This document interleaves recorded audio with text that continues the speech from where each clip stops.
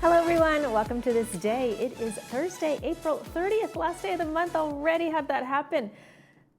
May brings Mother's Day and lots of flowers, but you're gonna wanna make your Mother's Day reservations because I hear everywhere is filling up really fast. So make those Mother's Day brunch reservations and celebrate all the loved ones in your life.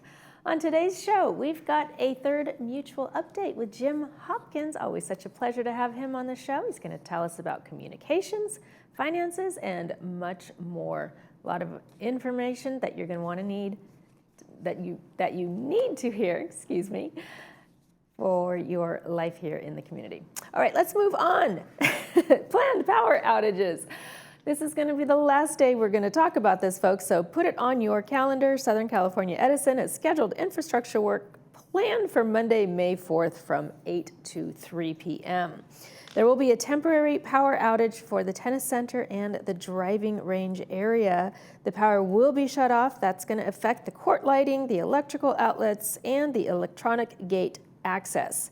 The gate entrance serving courts 8, 9, and 10 will be closed due to crane operations. The Clubhouse 7 and driving range will also be closed for the duration of the project. So go ahead and plan your days accordingly and your events accordingly. Let's take a look at our weather. Again, a pretty cloudy morning to start us off with. Hopefully those clouds will break up and we'll head on up to about 71 degrees. Looks like we are climbing up to an even more beautiful day Friday, highs of 76. Lows are hovering in the 50s, so not too bad there, but it is a little chilly in the morning, so make sure you take your jackets. Saturday, Sunday, and Monday are bringing more partly cloudy skies as we drop down into the mid-60s by Monday. I did hear that there's a chance of rain on Tuesday, so if you can get out and enjoy the next 3 days, I highly recommend it. Sunrise this morning was at 6:03 a.m. Sunset will be at 7:33 p.m. Gorgeous rainbow and fire-filled sky. Look at that. Rainbow and sunset in Rancho Santa Margarita, photo by Hannah Duarte. Thank you, Hannah, for sending that in. We really appreciate it. We love looking at it. We love looking at your photos too, so go ahead and email those to us at Laguna Woods Village TV at gmail.com. Of course, send us your name, the location, and in horizontal format. We've got a canceled meeting to tell you about before we head on over to the break. And when we get back, Third Mutual will be with me.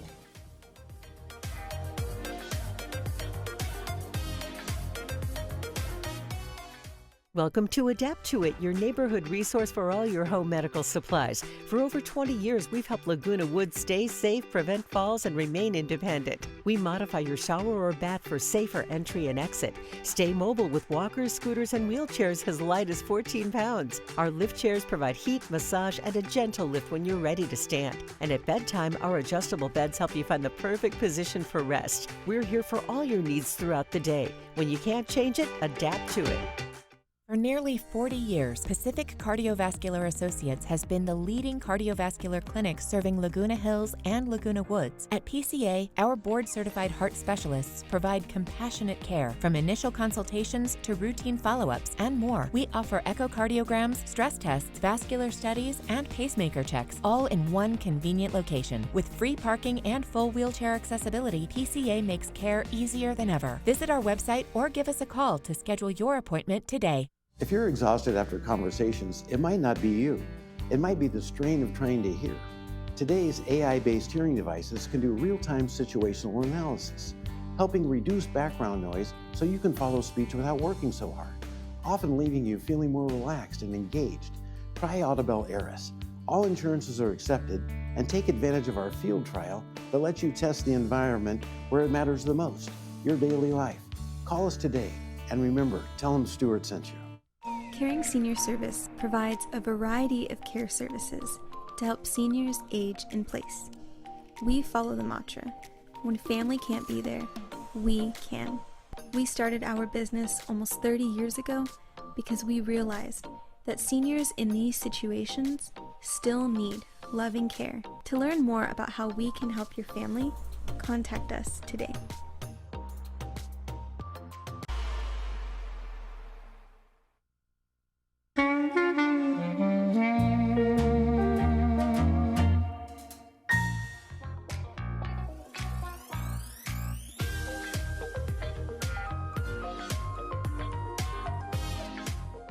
Welcome back to the show, everyone.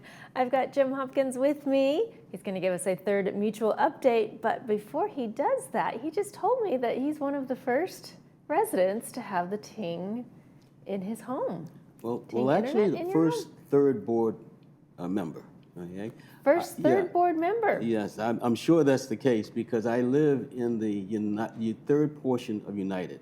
Not many people know that in Gate 1, there's a section of United that has 69 manors. And I believe they were used as models when Cortese built.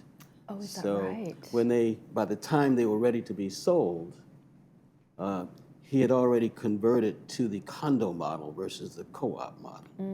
Okay. So anyway, so I had my installation on Monday. The appointment was 8 o'clock in the morning. They came in. Within an hour, it was fully installed. I was concerned at one point whether or not I would get the download speed. You know, you hear a lot of these things on the, or you see them on social media as some of the issues that people have had. Okay. But I can tell you I had no issues. Wonderful.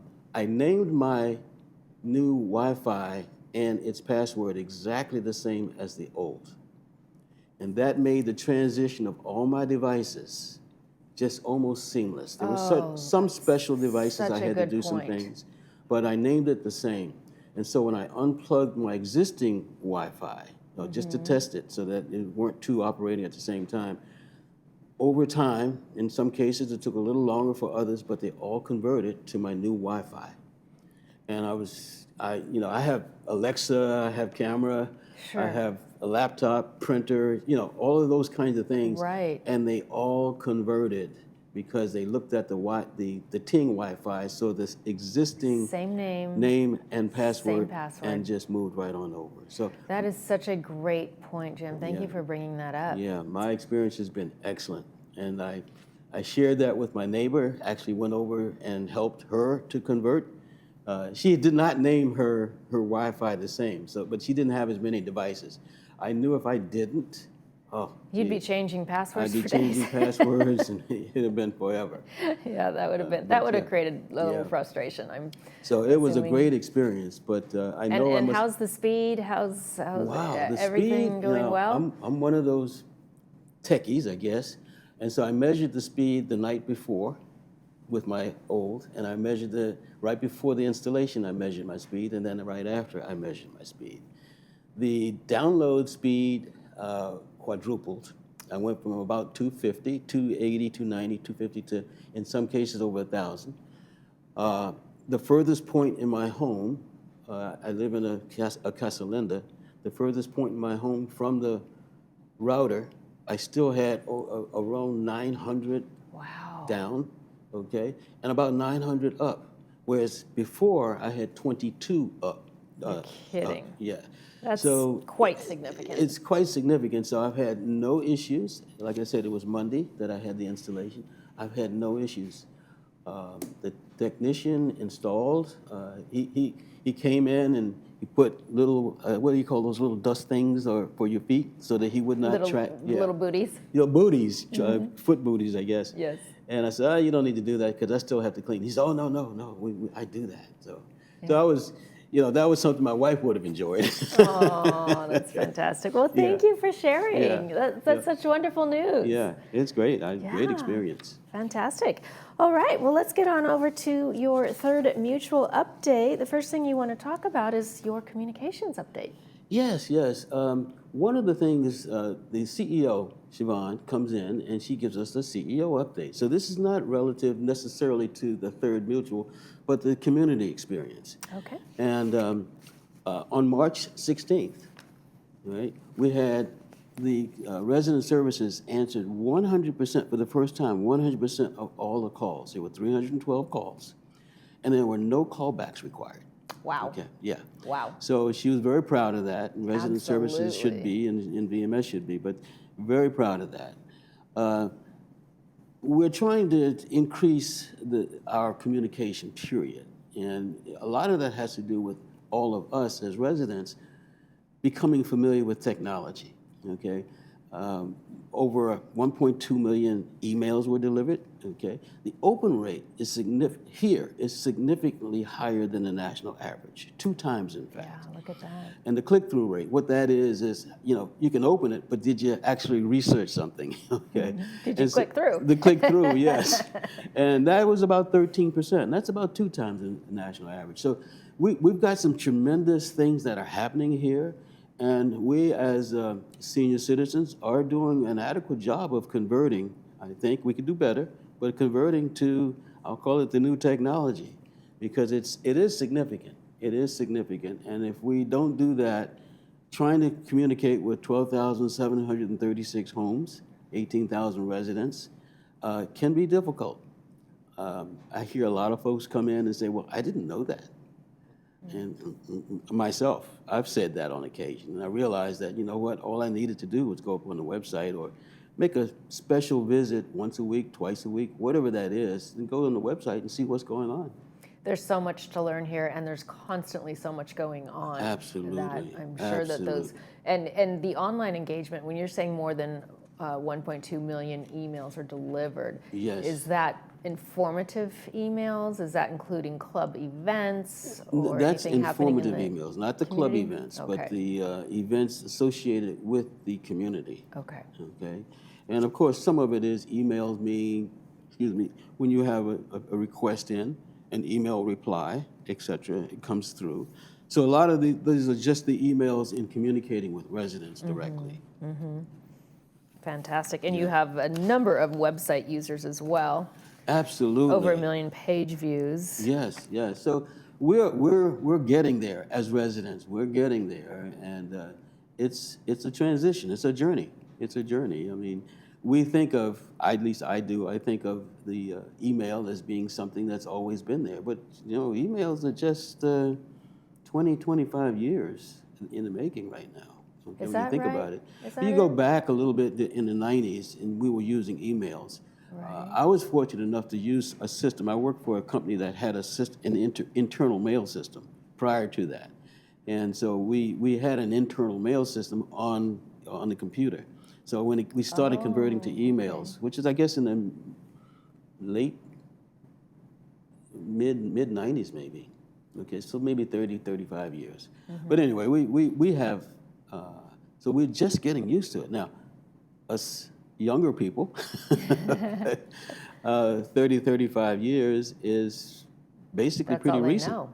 Yeah, well, the young folks, that's all they know is email. Mm-hmm. Snail mail, what's Can that? you imagine waiting for a letter to pass? Oh. Well, that brings us to the next, okay? There are people, okay?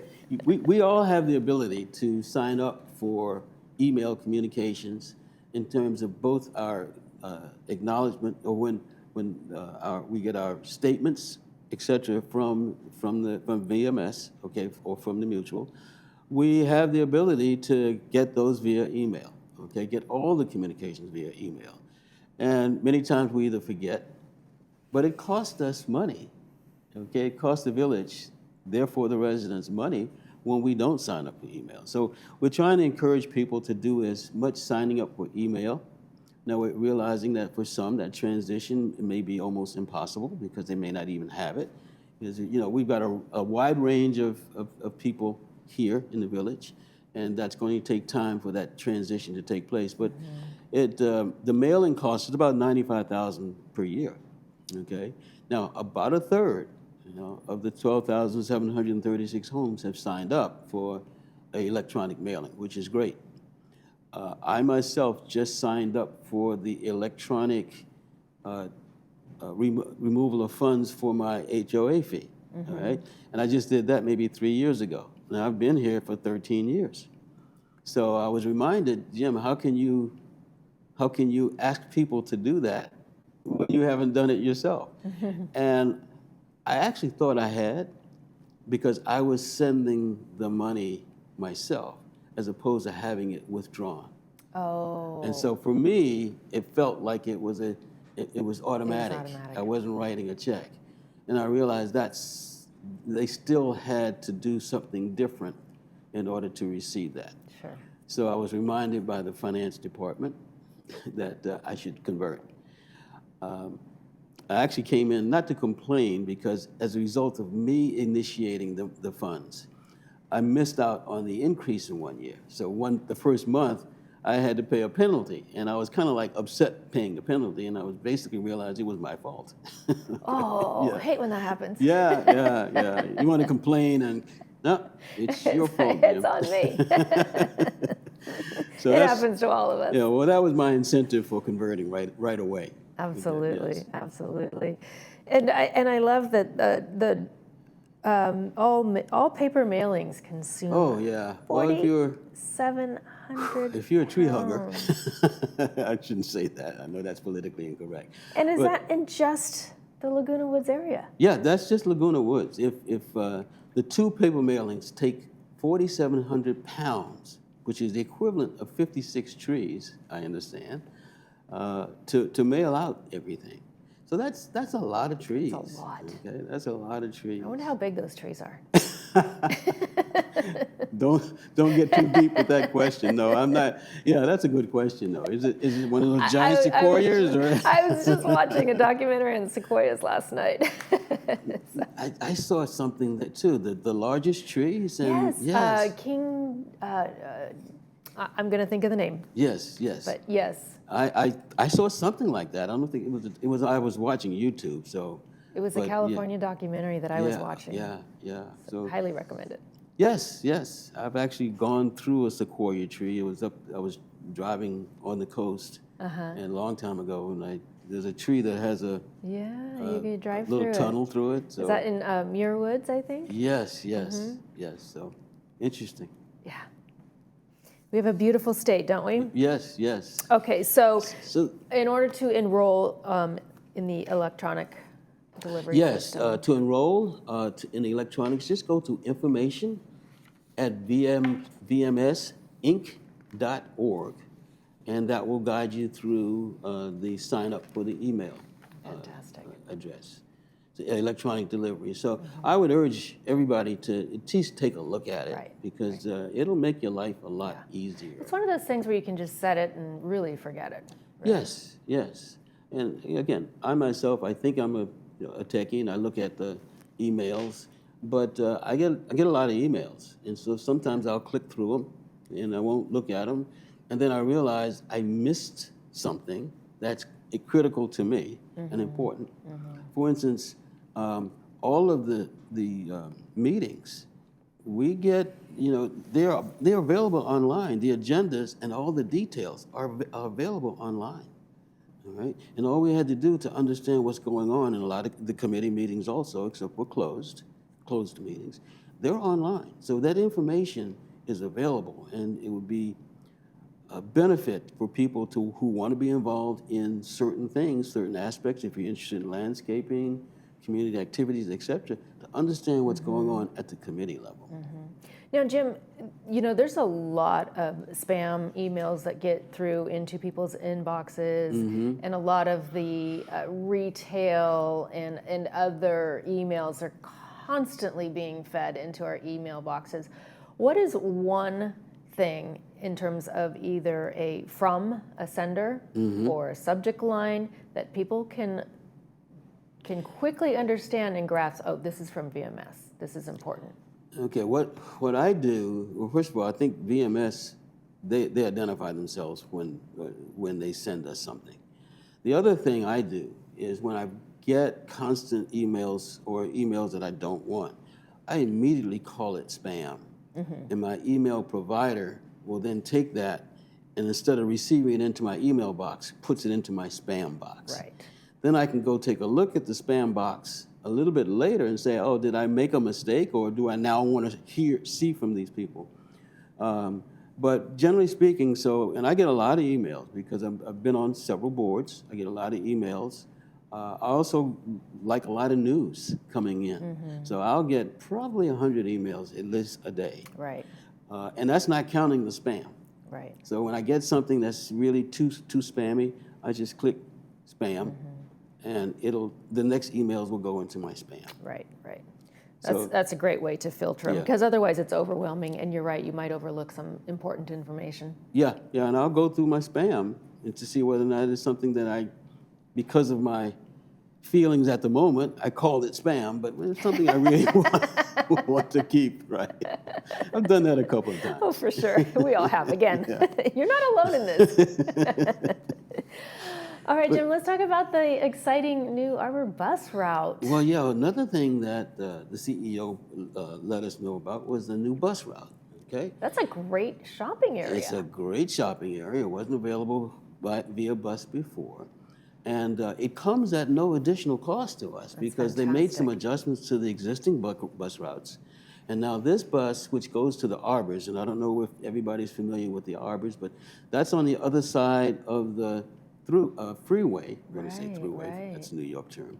Freeway, and it's where the Ralphs and Sprouts and Smart and Final and some of those other large shopping centers are.